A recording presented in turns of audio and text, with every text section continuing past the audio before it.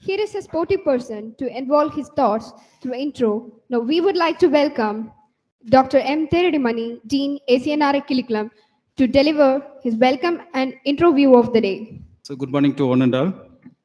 I welcome you all for this session presentations. So, first of all, I introduce Professor Dr. C. Ramasamy, popularly called as CR, is a versatile personality and was former Vice Chancellor and Tamil Nadu Agricultural University between the November 2002 and 2005. His dedication, contributions, and commitment towards the holistic development of agriculture sector and agriculture education in Tamil Nadu during his tenure as Vice Chancellor facilitated him to be nominated for the second term as Vice Chancellor of Tamil Nadu Agriculture University by the government between 2005 and 8. So uh, he acted as a Vice Chancellor from the 2002 to 2008. Born in Vagarai, Tamil Nadu, 26th June 1947. He educated at ACNRI, Tamil Nadu Agriculture University, during the year 1969 and completed MSc Economics in Tamil Nadu Agriculture University 1972. Completed coursework at University of Minnesota, USA for PhD program and received a PhD from Tamil Nadu Agriculture University during the year 1980. So, he worked as a professor from the year 1988 to 95 at TNAU Coimbatore, Department of Agriculture Economics, Madurai. 97 to 2002, Director, Center for Agriculture and Rural Development Studies.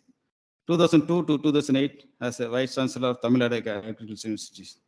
So during his tenure, various technological transformation in agricultural education in Tamil Nadu Agriculture University is worth mentioning. And he is the man began to introduce computer-related courses in all curriculum. So during the year 1984 to 87, Distinguished Research Fellow of International Food Policy Research Institute, Washington. 1990, Visiting Research Fellow of IRI, Manila. Past President of Indian Society of Agriculture Economics during the year 2010. Served as Member Planning Commission, Government of Tamil Nadu for the year 2005 to 6. Served as Member of High Level Committee, Government of Tamil Nadu for revamping the secondary education in Tamil Nadu. He was the State Member of Academic Council, IRI, New Delhi. He was the member of consortium led by the Cornell University, USA, to prepare the proposal for grant from global institutions meant for developing countries. So he got so many awards.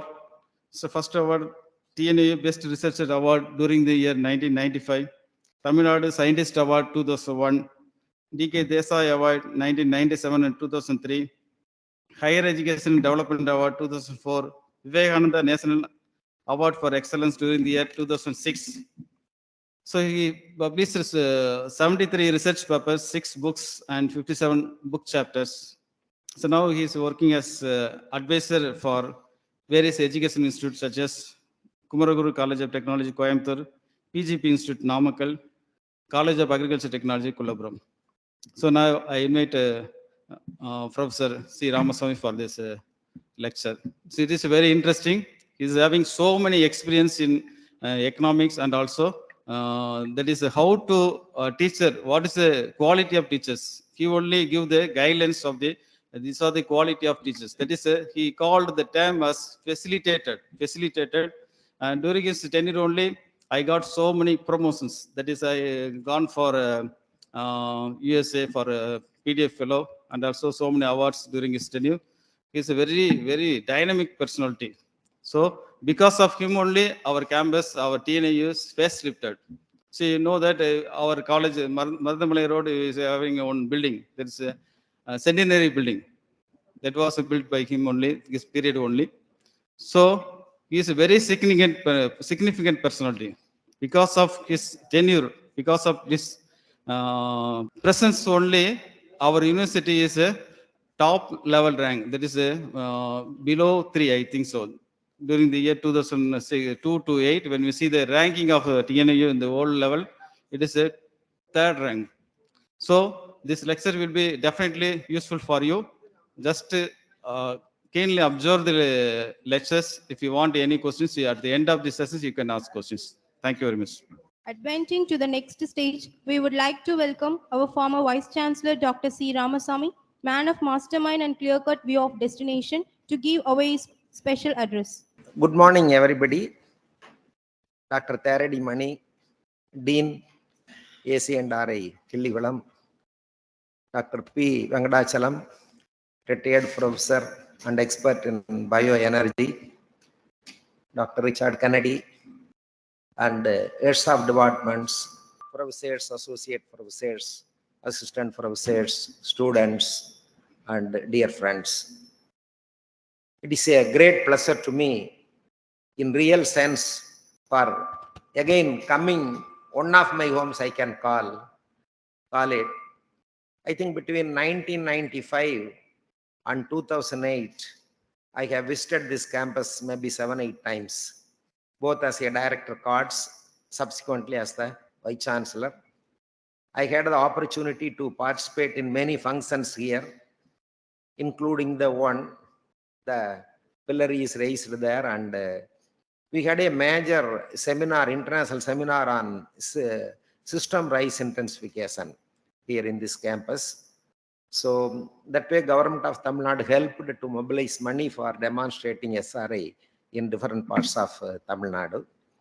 Okay, with this background and about the college and about the leadership here, I think your present Dean, Dr. Tharadi Mani, is making several efforts to modernize the whole institution. This morning I had the opportunity to go around for an hour, seeing several things, because I know what it was in 2005 when Dr. Muthusamy was the dean here then. Subsequently, of course, several deans were here. And that way, there is a lot of development in this campus. I think his efforts, with your support, must grow and grow, because men may come and men may go, but institution has to grow. That is very important. So that way, I think right efforts are taken in this campus. And of course, we always grow with constraints, as you know, either financial constraints or some other constraint. Because I was taking major efforts to bring water from Tamaravarani that time, but that could not be realized during my tenure, but subsequently it came. So I could see, a lot of new resources developed in the form of several lakhs of water coming into the campus from, the Tamaravarani. So these are all real development. And institution always helps people. It is not the Vice Chancellor who is in currently in position, or Dean, or you. That is not the matter, actually. We have to do during our period what we can do. Then future generation, because I think this college was started sometime in, I think, late 70s. I think Mr. Venkatraman, who comes from this part of the area, I was a faculty then in Coimbatore, and this was started as I think third or fourth agriculture college. I don't precisely remember. Trichy is before that, or because I have worked since 1971 when the university was started, so I know the developments. Some of the people who are here may have been students during my period, or colleagues, but many of you may be very young people joined as assistant professors. So you may not be knowing me, but it's a really great pleasure to come to one of we also, because it doesn't mean once we left the institution we forget, because agricultural education, research and extension is our bread and butter. For not only that, many hundreds of future generation of students will be educated here, and then they will have a good life. So that way, all of you, I think, must give a very supportive hand to the dean, or who are else in the management, so that this institution grows further and further. Okay, with this, I again thank the Vice Chancellor and then Dean, Dr. Mani, and Dr. Kennedy, and also PG Dean Coimbatore. Some of them through, of course, Dr. Vengadachalam, they all took efforts to organize this endowment lecture. And this is the occasion. We also come and see our own baby, how far it has grown. And also not only that, how things are transforming. So I was really excited to see your processing unit, agri-business unit, then your, jam blossom, plantations, palmyra, mango, everything is educative.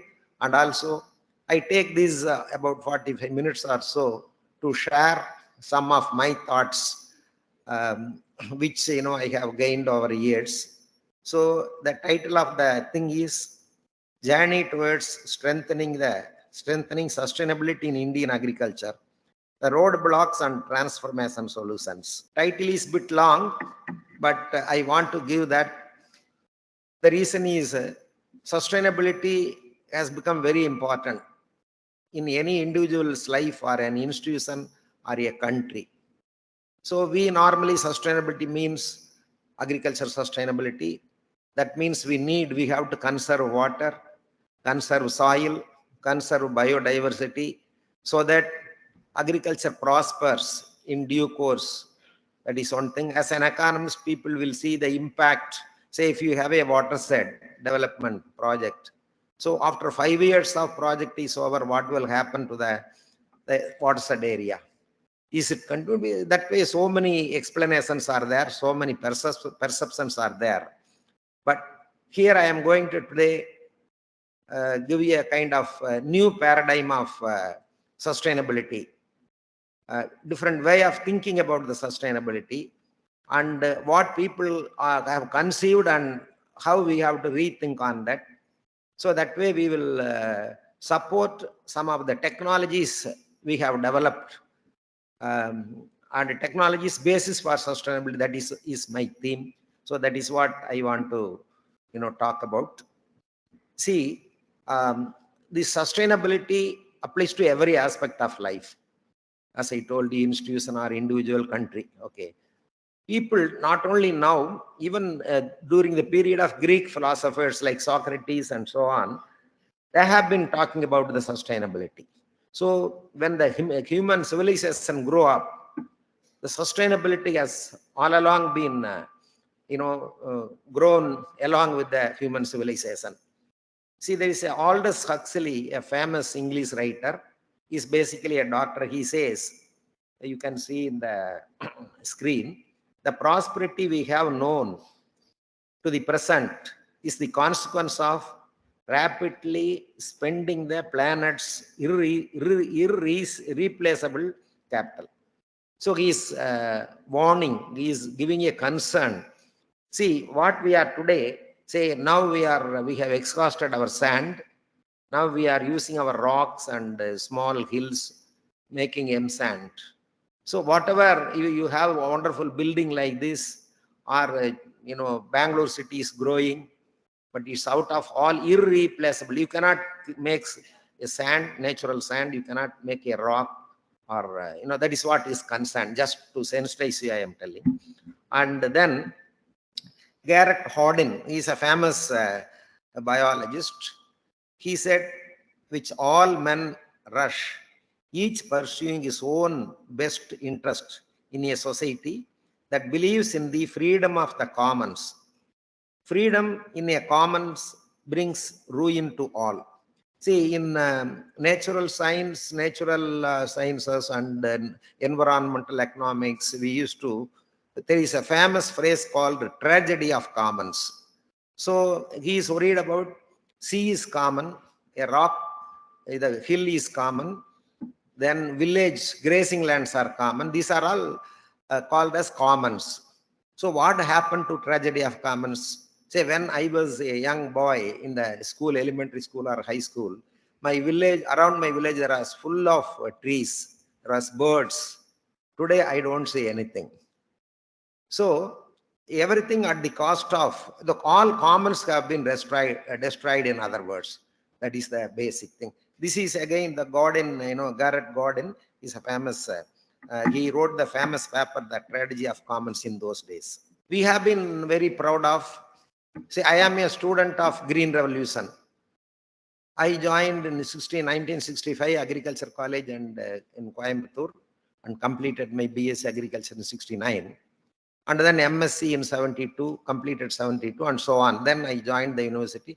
During this period, everywhere you could see the words, buzzword, ADT 27, IR 8. Then chemical fertilizers in a big way. Endrin, Folidol. Those are the chemicals that were used in those days. So this is the period of Green Revolution. Of course, it got refined. We are using, not using Endrin or Folidol anymore. All very human-friendly molecules have come. But the point is, from that time on, I am witnessing in my own, particularly as an agricultural economist, I am observing both production side and marketing side, consumption side, all the, the production due to Green Revolution. And we have been able to achieve 317 million tons of food grains in India. We are having a stock of at least at a time 40 to 60 million food grains. So if any, human tragedy like food shortage and so on, we have enough stock. Okay, how we are? It is a formidable achievement actually we have done. Okay, will this continue? See, as an economist, I always, for every activity, there is the law of diminishing returns operates. Everybody goes to a peak and comes down. It is a Greek civilization, on Rome civilization, or everything. Or today's government, maybe China has gone up in terms of economic growth. Now it is slowing down and coming down.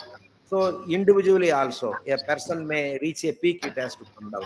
The reason is several factors act and the same efficiency cannot be held. So that way, even though we have achieved food production due to gene revolution, like BT cotton, our production in 2002 was 200 lakh bales. Today, even after 10 years back, we have reached 360 lakh bales. We are exporting 70 lakh bales to China. So BT cotton alone revolutionized Indian cotton. Reason is that we can be proud of, but we have equally amount of challenges. One is what is happening to our happening to our oil seeds production. Given a population 1,400 millions, and we are just exceeded China. Now today we can call we are number one in terms of population. The country having the largest population on this planet.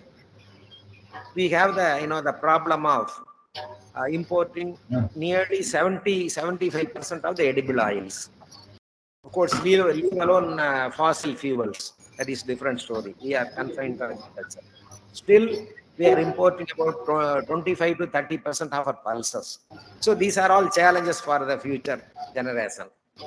And then our water resources are limiting. We have a phrase called closing cultivation frontier. Our lands are limiting. You cannot expand it anymore horizontally. So these are all challenges ahead. So in this kind of situation, how we have to go about? Okay, we have to go for quality. Quality then through technology. We have to with the quality of activity. Say, what is the quality of activity? In the sense you are using X amount of water for 1 acre of paddy. Now you have to have X minus 0.5 amount of, everything for per unit resource, you have to maximize output. For a given output, you have to minimize the resource use. This is the basic policy. See, in economics, there is a concept called indifference curve. You could see on the other side curves. Each curve gives you a lower level of utility or welfare. The next is higher, the topmost is still higher. But each time on the x-axis and y-axis, you have goods, what we call consumption of water, consumption of land, whatever it is. So each time you have to spend more of X and more of Y on both axes. But there is another called, this is also another indifference curve. You have a point on left, that is a vertical axis. For the same level of resource, water, you are expanding the output or satisfaction. This is called this is a neoclassical phenomenon that is market. Here, you have to introduce some values to use of your resources. Like water, we have to go for micro irrigation. We have to conserve rainwater. So this value system added, then for the same level of water, we are maximizing output. That's just basic concept. So that way, we have to every day for ensuring sustainability, we have to use activity, a lot of quality and value system. You cannot be a spendthrift in terms of water, land, or any other resource. That is one thing. Okay. Normally, what we conceive is sustainability means we have to, conserve more water, more land, more diversity, and so on. So in any economic activity or even your social activity, personal activity, four parameters there. One is efficiency, another is equity, the third one is growth, that you leave it to last point, then stability. Stability is nothing but sustainability. So if you grow, see, earlier we were growing, the yield of paddy traditional variety is 600 kg per acre. Some samba, Sirag Samba, or something. Today, it is almost 3,000 kilos per acre, right? Same land, but your, yield has increased. This is efficiency. Per unit land, how you are, for per unit land or water or human resource efficiency. Equity. Any development without equity, if suppose your technology helps only large farmer, helps only irrigated farmers, anything, then equity is, you ignore women, gender issue. So a technology has to come, then it has to really non-discriminatory, whether women, whether dry land, or whether, any other source or any other group must not be left out. That is equity. Then stability. Then it has to be stabilized. This is a famous economics book written by Carl E. and others. It's a recent economics book. They have, given these four parameters for finally growth, these three. So my concept is not only conserving water and land is going to give us, ensure sustainability. It's efficiency that will ensure sustainability. Because you are doubling, tripling yield per unit of land. That is efficiency. Then equity. All are, because any growth without equity or equal opportunity to everybody, then it is not a growth. So small farmer, marginal farmer, agricultural laborer, dry land farmer, these are all the people, they are to be ensured also. So this also adds to sustainability, because one section of the population is happy, another section is not happy. You are not going to have a peaceful life in the society. So equity must be done. High yielding varieties was released, several high yielding varieties. Then all farmers were benefited with some time lag. Okay, so it's not only conserving growth, but it is improving the efficiency, improving the equity. These are all must go ahead. Then only you will have sustainability. That is my concept. So if you bring out a good variety here, say like AST 16, for example, maybe AST 22, that helps in this Tamaravarni region, then that has to really, that is also adding to sustainability. But I will come to the point later. You have a small equation at the end of the page. You see welfare maximization equal to efficiency. It is due to efficiency. It is due to equity plus conservation, like sustainability. Then interactive factors of 3. Always it need not be 1 plus 1 is equal to 2 when you have interaction. So it is much more than that. So these really adds to the welfare. It is not only mere sustainability. Sustainability gets strengthened due to equity and efficiency. So we have to look at, because I will show example later anyway. Just you have to see that efficiency, equity are the same, almost the sustainability.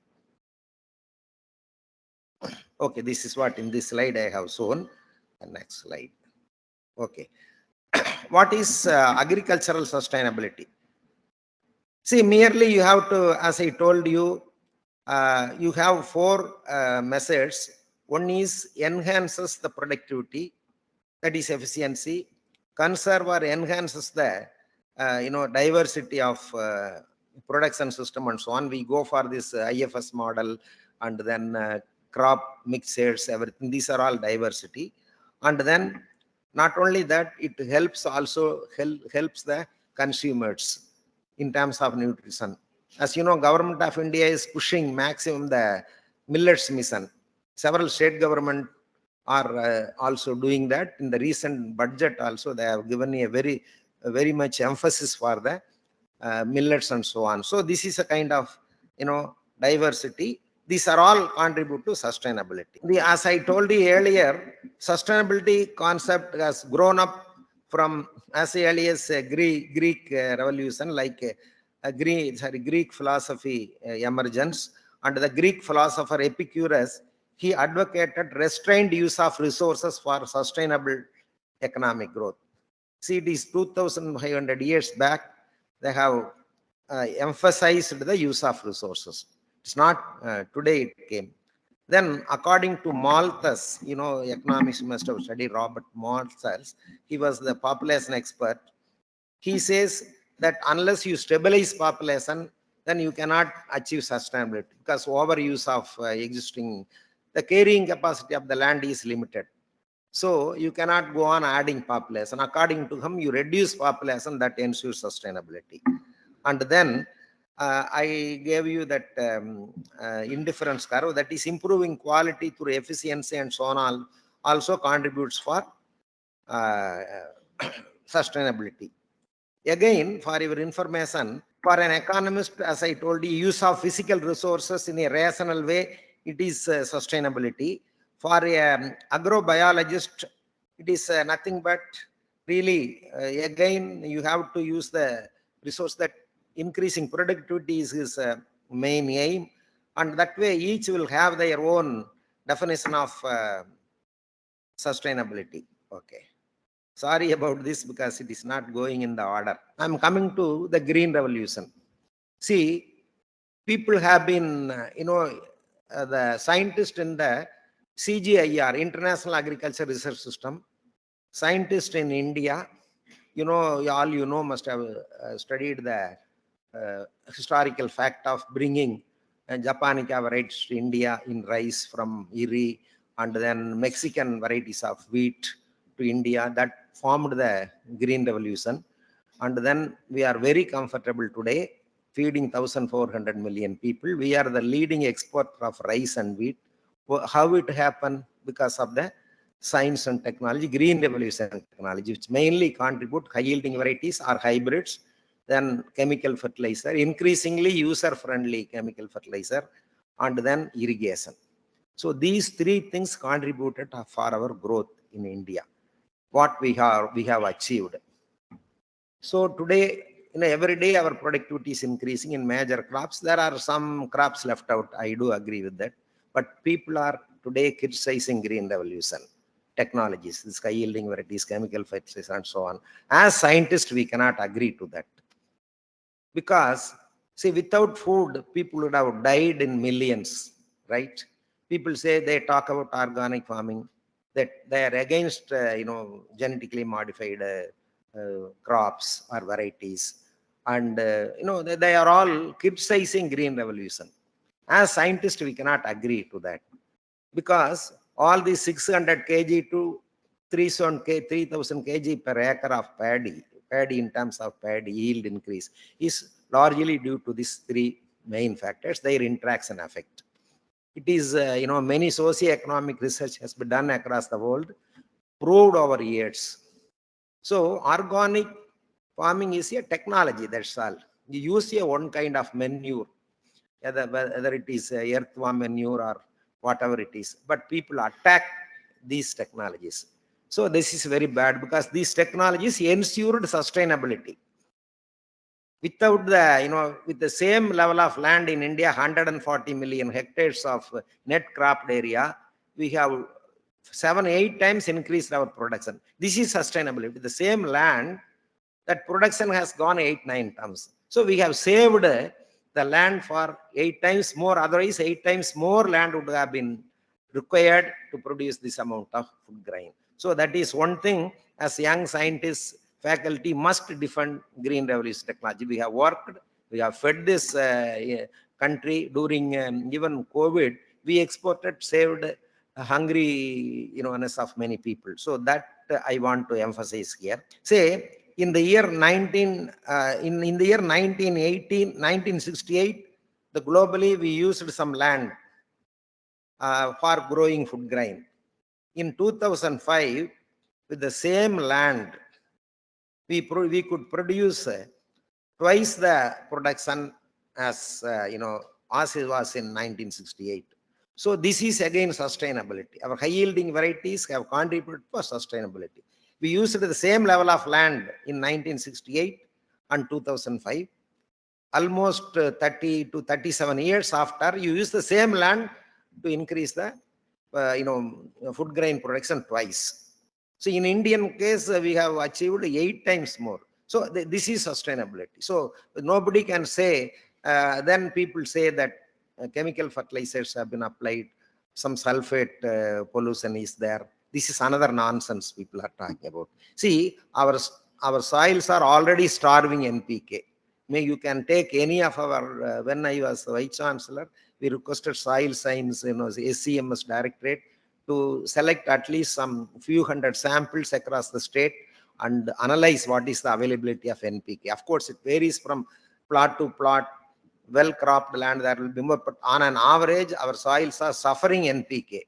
Then varies that, people are criticizing that already, these fertilizers have polluted our land, polluted our water. See, what is the urban discharge?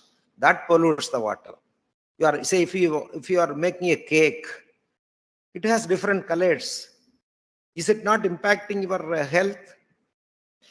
Nobody talks about that. People talk about, overuse of fertilizer. Now, as you know, fertilizer prices has gone 2.5 times than 2 years back. Government of India subsidy was 75,000 crores 2 years back. Last year and this year, 150,000. That's 1.5 lakh. Merely doubled our budget for importing the same fertilizers. But in the absence of that, our production would come from 370 to 200 maybe. So this is a reality. People are just criticizing that. I want to emphasize this is a real sustainability. So in the absence of these high-yielding varieties, our rainforest would have been burnt to add more land. We have to irrigate the desert, and wetlands have been gone by this time, and then many of the animals, wildlife must have extinguished because we would be encroaching the forest for additional land. But this yielding varieties, chemical fertilizers, irrigation has saved all these resources. So all these contribute to sustainability. That is my major argument here. Say, as you know, that Norman Borlaug, who won the Nobel Prize for Peace, he invented new genes. Okay. Then Haber, ammonium, Haber's ammonium, this ammonium sulfate, Rudolf diesel. These are all, diesel has helped for the combustion engine. These three things again added indirectly for our growth. This is very important. There was in 1968, Paul Ehrlich, is a famous book, The Population Bomb. He was predicting that India would be gone, the world would be gone without food. But it has not happened. Again, it is the green revolution technology. I mean modern varieties, high-yielding varieties, hybrids, fertilizers, all these things. Now, latest, the genetically modified crops. So this is what my argument is. So ignoring chemical fertilizer, agro technologies, what would have happened is the question we have to raise. So we have every justification that in each budget more and more amounts should be ensured to sustain the green revolution technology, to feed the people. Okay, coming back to going into the history, in 2200 BC, Karihal Chola built Anakat in Kaveri. The concept of sustainability you see. Then subsequently, you know, the British period, they have created 100, even during the period of several kings, they have created the irrigation tanks, particularly in South India, you know, particularly in Telangana, Tamil Nadu, Karnataka. Tank irrigation is very important. They have constructed tanks. So they, you know, thought about the sustainability. And see, I am just showing a picture of Kallanai. So our ancestors, they were also very rational to ensuring sustainability. So sustainability means not only that, you need a good variety to yield more, that we have to always remember. Okay, now the soil degradation and nutrient mining, these are all happening in just some areas of the country. But people in the public talk about our soils have gone. Our soils have not gone anywhere. We have to just sustain it in terms of adding more nutrition and so on, proper cropping pattern and so on. That is our responsibility. So you go for this integrated nutrient management, integrated pest management. These are all technologies that also have ensured production. This is, you could see some of the micronutrient deficiencies and so on. These are all we have to really address. We have addressed already, but still we have to move forward. Say, for example, secondary and micronutrients deficiency currently, boron 33%, manganese 12%, sulfur 41%, and so on. These some statistics to sensitize you. So this is the condition of our you know, situation. Then if you go against you know, the chemical fertilizers or mineral fertilizers, what will happen to our soil? That is, then you are losing sustainability. That is what you know. So I have given a set of you know, things here. Our soils are yet to be enriched with the, you know, modern micronutrients, secondary nutrients, principal nutrients, and so on. That is very important. See, soil carbon is very important. Several studies across the world they have conducted. There is an equation here at lower end. You could see some of the variables are influencing our carbon. This is actually soil organic carbon is influenced by total nitrogen available, then cation exchange capacity, soil moisture content, and then available phosphorus, then vegetation cover, stem density. There are so many things. It was from several international studies that have identified these factors to enrich soil carbon. Then they have run some regressions, found out some of the key variables. You know, I have given some of the others like Orban Gross, Bruno Glaser in 2021, very recent studies. So they are all, you know, good. Soil land management is very important. Some places, zero tillage, mulching, retaining of crop residues, fertilizer application, more, you know, fallow lands are now increasing. That we have to take care. So my argument here is there are several factors that influence soil organic carbon. That is very important for the future sustainability. Not only I was arguing for chemical fertilizers, it's equally important.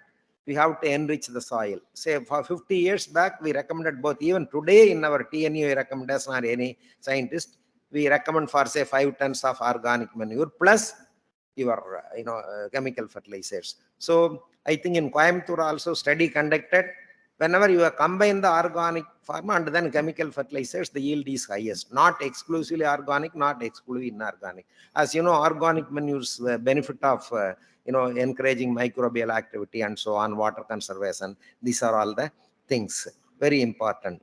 Then people are again against. I coming to another point, like high yielding varieties and chemical fertilizers. People are talking ill of genetically modified crops. See, I have again claimed that I am closely associated with the genetically modified crops research globally, because in early 80s or late 80s actually, Rockefeller Foundation, US-based, you know that they have funded a project for rice biotechnology. I think nearly 30-35 scientists in TNA were trained in US under Rockefeller, maybe 15-20 for 2 years. Then many have gone for training and other things. Then each year they conducted consistently 10 years annual conferences where these agro-biotechnologists or rice biotechnologists have to come and present their progress. That is where this golden rice came out in one of the studies by a French professor. And of course, he is in US. And then as social scientists, they selected some social scientists, identify problems in rice, so that biotechnology must address the problems founded by this economists. So I was the one selected for, of course, South India only represented. And then I was closely working for 10 years. We have conferences at the world level in India, we got in Philippines, Thailand, everywhere. So each year I could see the progress. Okay, then of course simultaneously, as you know, weedicide resistant wheat, corn, or the caterpillar resistant corn, all these things have come up. As you know, now nearly 200 million hectares are under genetically modified crops. So in India, what happened, for your information, from the US, we got this Maharashtra hybrid company. And the hybrid, I am not getting the name of that company, that they gave us the genes to TNAU, Dharwad, and then in one of the research stations in Varanasi, I think ICR system. We introduced these genes into our, brinjal. One of the brinjal is grown in southern districts. There are 4, brinjal variety developed with PT genes. So they performed very well. And then before least, government of India had this environmental group. They all opposed. Then several meetings conducted. Finally they put in the shelf. So it has not yet come. Many of you may be knowing this shoot and fruit borer appears on the shoot or fruit only for 2.5 hours. The caterpillar emerges after 2.5 hours. From caterpillar emerges after 2.5 hours, then it enters the fruit. Then what amount of chemical, with any amount of, you cannot control that. It gone inside the stem or fruit. So there were 60 to 70 sprays in 130 days in Coimbatore region on this brinjal. We have conducted survey and found out. So if they have released this brinjal in Tamil Nadu, 4 varieties, similarly Dharwad, and somebody went to court and Dharwad scientist has to about to go to jail. That is the kind of anti-GM groups are acting. See, as after Green Revolution, this is Gene Revolution. What is Gene Revolution? You are making transfer of genes which naturally occurs. Now you have, of course, gene editing, reworking. Many you know better than me. So the point is that brinjal varieties were stalled. At the same time, when I was in the helm of affairs, scientists from Bangladesh came to TNAU. They were here for 3 to 6 months, got trained in gene transfer. They have developed brinjal varieties with the gene resistance, and you see some thousands of brinjal are grown in the genetically modified brinjal. To further add evidence to that, I went there for evaluation 3 times to Bangladesh with Bangladesh, institute, research institute like our ICR. Then we evaluated. Now it is expanding. Now Philippines is going for. Okay, only very recently, as you know, that I think one of the oil seed was approved by the genetic engineering approval committee, and then again somebody went to Supreme Court. This is going on in this country. See, we have seen revolution in cotton. We have seen our own varieties developed. The same method followed in Bangladesh. They are followed, and then further you see today. Are we not consuming GM products? We are. See, as you know, 75% of our oil seed, edible oil is imported. Import corn oil from US, import sunflower oil. soya bean oil, so many things from different countries where it is 100% GM crop, as you know, weedicide resistant or borer resistant. We are already consuming. See what happened to our BT cotton. The seeds are you going into the animal feed, right? Our animals, our milk production, we are number one in the world, right? That is adding to, we are already consuming, but one group is against that. So in the future, given our challenges with less water, so GM is adding to sustainability, that is technology. Then high yielding varieties adding to technology. Then I will come to one more thing. Okay, just GM crops, what is the impact on environment? Again, there is a pronounced reduction in use of insecticides and herbicides across the world. Because of GM crop, now we are almost eliminating weedicides. So that is otherwise polluting. So GM crop is adding to sustainability. That is what my argument. Similarly, reduction in the use of pesticide was about 618.7 million kg active ingredient. This reduction. So people are not knowing the benefits of these technology developments. So just similarly, environment impact quotient indicator also down by about 18.6%. So these are all some evidence. I am not fully going to the slides, but to show that the contribution of GM crop, as I earlier argued for high yielding varieties. So even reduction in greenhouse gas emissions, because you are using less chemicals for insecticide, weedicide, then it is again not contributing for environmental pollution. These are all some of the points. I am not going in detail. Okay. So again, there is enough evidence that efficiency means per unit land or input, you are increasing the quality. Like cotton, what happened? That is called breakthrough technologies. That is what their argument, even funding ICR and other things. They say the agriculture research system in this country has not brought about path breaking or highly interruptive technologies except BT cotton. That is what their argument is. So now we have to really work for that kind of thing. Okay, third aspect is precision farming. That is the emerging area. And you may all know that Tamil Nadu Agricultural University implemented a precision farming project in Dharmaburi Krishnagiri district in about 400 hectares. We competed with Israel to get that project. We have given free hand to Dr. Vadivelu and his team, who was formerly Dean Horticulture. I was the Vice Chancellor. Then we could show that in 400 hectares, precision farming is going to be a major future technology. There is a package there. You can visit TNAI website, put precision farming. You see what is the package we have recommended there.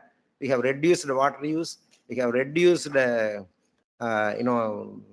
chemical use. Many ways it contributed. And yield increase is almost 200 to 300% in most of the crops. So I am not going to tell the facts about that. You can just look into some of the precision farming, files in our website that will give you. Again, it is very efficient use of fertilizers. Fertigation, if you go for fertigation, we are precisely delivering the nutrient at the root zone. It absorbs, so there is uniformity in our products when you go for precision farming. Then I have given some statistics here, how much brinjal yield increase. Say one farmer near Dharmaburi, he cultivated 1.1 acre of land, and in 8.5 months, he produced 110 tons of brinjal. I think his name is Govindarajan somebody. So even in that area, then these two districts, all the precision farming farmers are still pursuing that. Mr. Govindaraj, he is also one of the board members now. He is currently, you see there are a lot of evidence there. Then we scaled up through Department of Horticulture. The government extension system in a way failed to spread that technology. So again, technology contributes for sustainability through efficiency, equity, and so on. This is one of the precision farming fields. The professors from London School of Economics visited. There were several planning commission government of India visited. TNAE proved that precision farming will be the future. Now you have gone up to drones, of course, in spraying things. That time, 15 years back, it was not so. So again, technology is contributing for the sustainability. Less water, less fertilizer, more yield, and so on. So we have to look differently. We have to focus more on technology development and so on. You see the product tomato, if you go for precision farming, the size is same, color is same. There was a huge demand in the market when we take the precision farm products to the market. So we trained the farm in Cochin market, Coimbatore market, market in Bangalore. So they were able to form societies and able to sell their product. So this is another benefit. Okay, here I have given the even the benefits of doubling the yield, lesser labor input, reduction in irrigation water, first grade marketable products due to this premium price for this product, the tomato you have seen. For many products, many vegetables and fruits, we have done that. Then third technology which TNAE contributed for sustainability is system rice intensification. Okay, I think extensive research done in this campus by Dr. Dean. Yeah, and also PJ Pandian and TM Thiagarajan. We have several projects here. They have done very good work. And then we also promoted that in a big way to the government. And again, in the extension system, they have buried this in a way. Only line planting they have gone. But this another technology which has made some impact in India. And again, the sustainability can be assured through this kind of technologies. Then my another point is, in the case of dry land agriculture, we have a lot of scope to improve the productivity, because dry land is one of the neglected areas. Say we have done some experiments in terms of in one stroke you can put your seeds, mulch, fertilizer through seed drill, so that your production cost is reduced. Then you go for some power weeder and you go for some sprinkler irrigation, movable sprinkler irrigation, so increase the yield of black gram, green gram, etc. So it is another set of technology you can think of. Okay, this dry land, just I continue here. You have to really farm ponds, improving watersheds. These are all some of the things sustainability can be. So another thing is energy efficient agriculture. This is very important. As you know, energy is as important as anything like water for improving this. So we have to really go for the sun energy and so on, solar energy for pump set and other things. This is also contributing for sustainability. This is another area you have to really concentrate. Then agriculture diversification, as you know, that diversified farming is critical, because nutrient replacement and addition, these are all very important. We have to work more on in the future diversification, and there are many evidences that like expanding to dairy within crop system and also within farming system, you can lot of scope for improving the efficiency. Okay, then another thing is improve market value chain. That is from spade to our hoe to fork. This is in the chain is very important. This is in a way very well picking up. Like many Indian companies have already developed a supply chain. In the future, unless you develop technologies and then the products taken to the market, retail shop in the same quality and keeping quality and so on, then you will be very successful. This is another area we haven't partially successful, but the supply chains have not developed very well like US and other places. In the future, because everybody goes to modern retail shop or any other big markets and so on. So this is very important in future, that supply chain must be improved in a very big way. And then we need to have very intensified research and development in improving the sustainable agriculture. Research is very critical. We have reanalyzed, and we found many of the technologies from university and other institutions have helped, improved the efficiency, sustainability, and so on. So now in the future, really we have to, like, AC and RI Killihulam, they have a lot of, scope for that. Then another thing we recommend is public-private partnership. So here one example is we have opened up agri-business incubator. We are bringing private sector into using our resources. Maybe in the future we have to again go for that.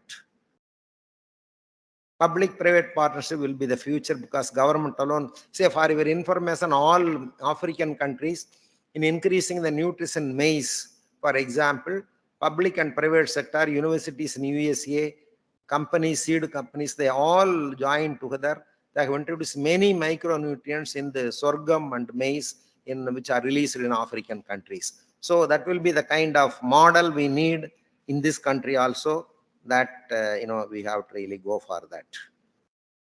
Okay, it may be, I think, final slide. I am just integrating all these arguments together. One thing is, all stakeholders must be aware of the looming limits. Looming limits is upcoming problems: less water, less soil, and then more export is needed. All these kinds of problems will be there. Really, you have to involve all the stakeholders, researchers, maybe exporters, traders, farmers, and then evolve the system. Is technology or package, whatever it is, a process. This is very important for the future. Then cumulative knowledge always adds to that. That we have to really, Professor Vengadachalam used to say, you see everything from a history.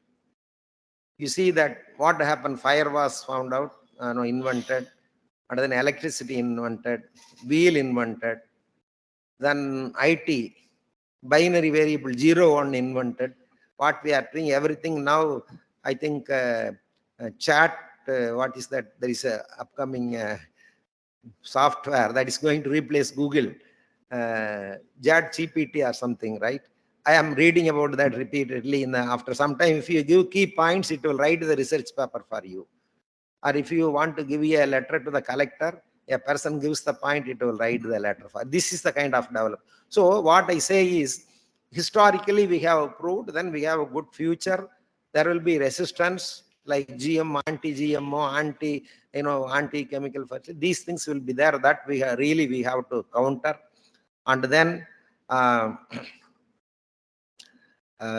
identify and apply emerging technologies. That is very important. Technologies may be somewhere. Really, we have to seek it, identify it, bring it here, and then adapt it locally. These are all another measure. Is a framework for one of the methods for giving the framework. And then to reduce the impact of risk and uncertainty, strengthen crop insurance. So finally, some of the policy measures are required to ensure sustainability in production and feeding people and so on. Crop insurance schemes have been implemented in this country for 50-60 years.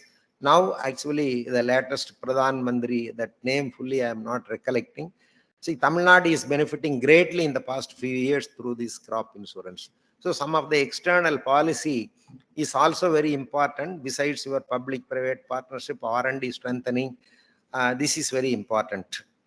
So then again, decentralization is in any aspect of life, decentralization is important. Why we are seeking more power for the state from the center or to panchayats, or in the university you cannot concentrate all the power in Coimbatore. You give decentralized power to the dean here in Killigalam or Madurai or Adurai, so that they will kind of think, organize better research and better activity. This is very important for the future. So this is one of the decentralization is a problem here, but like everything centralized, like if you technology to be released, then you have to get government of India's approval, all kinds of things, particularly in the machinery. If you find out a machinery, then any state agricultural university or ICR center has to give approval by testing it. So normally a technology, if it goes to the market, goes to the field, it is viable, acceptable, it will grow. We need not have so much restrictions. That is why we have this, you know, okay. Concluding, I have again a quote. This quote is from Doubling Farmers' Income. The committee headed by Ashok Talwai, who is my friend. You must is easily available in Google. There are 14 volumes. Many of you must refer to that. They have covered all aspects of Indian agriculture. But we are unable to double the income in by 2022. Of course, here it says predictability to allow a forward-looking perspective that can promote planning and decisions on issues before they become too severe. So it is very important. Say now we are against GM crop, right? If you leave this way, maybe you have to import 100% of your, as population increases, your edible oil, something like that. So anticipatory decision making is at least as important to sustainable agriculture as is recognition of existing problems. So you know the existing problems, you foresee problems, then you start finding method of finding solutions for that. Then you have to ensure that is further sustained. So this is what as scientists we have to foresee. Say after 15 years, what will be the problem in Tirunelveli area or in Tamil Nadu? This is very important. This kind of thing is very important. Then only we can ensure sustainability is continued. I think with these points, I close my lecture. Thank you very much for responding. And I am sure you picked up some points here. Thank you very much. Yeah. Spunky delivering and an awful orthopy. Thank you for the vehement range of the day, sir. Any questions, students? Both offline and on. Sir நீங்க சொன்னீங்கல்ல sir இது இப்போ precision farmingனா is future technology for the sustainability of the agriculture. precision farmingல நம்ம நிறைய technologies and advanced implements நம்ம use பண்ண வேண்டியிருக்கும் சார். தட் இஸ் இன் இந்தியாவில் நமக்கு தெரியும் 80 to 85% of farmers are small and marginal farmers. Then precision farming, how it is feasible for all the farmers in Indian conditions? The precision farming basically is down. Earlier we were using more resources for same land or same level of production. Say 2 tons per hectare in rice. We are using more water earlier. Maybe we are applying more fertilizers earlier. Now precision farming, through your planting geometry, then wet and dry method, community nursery, everything through that, now we are able to reduce the resources, right? So this precision farming is nothing but you precisely apply the input. Even your protected farming, your aerobic farming or hydroponic farming, these are all precision farming. But that is capital intensive. We may not be following.